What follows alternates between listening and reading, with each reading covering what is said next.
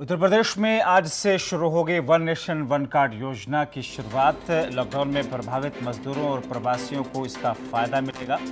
यानी कि जो मजदूर हैं फंसे हुए हैं या फिर जो मजदूर हैं उन तमाम लोगों को वन नेशन वन कार्ड के जरिए लाभ मिलेगा।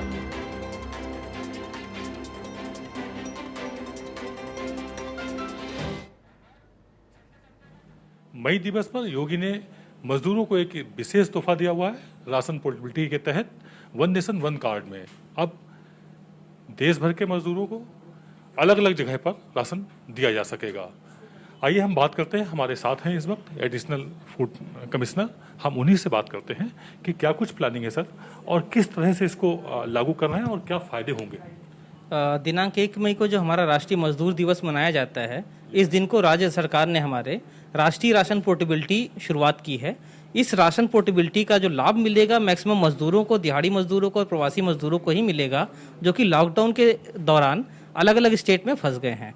इस पोर्टेबिलिटी की सुविधा के तहत जो हमारे 16 राज्य हैं और एक केंद्र शासित प्रदेश दादरा नगर हवेली है, इसके बीच के जो लाभार्थी हैं, जो मजदूर लाभार्थी हैं, प्रवासी मजदूर इत्यादि हैं, वो लोग अपना केवल राशन कार्ड नंबर बताकर कहीं से भी अपना राशन उठा सकते हैं।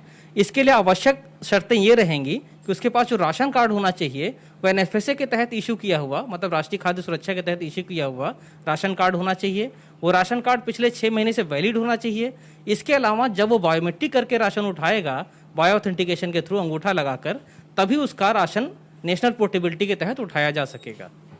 ये जो आपने स्कीम लागू की हुई, क्या पहले से प्लानिंग थी आज ही की डेट में इसको लागू करने का, या कोरोना की वजह से इसको जल्दबाजी में लागू किया गया? हमारी प्लानिंग करीब 3 महीने पहले से चल रही थी।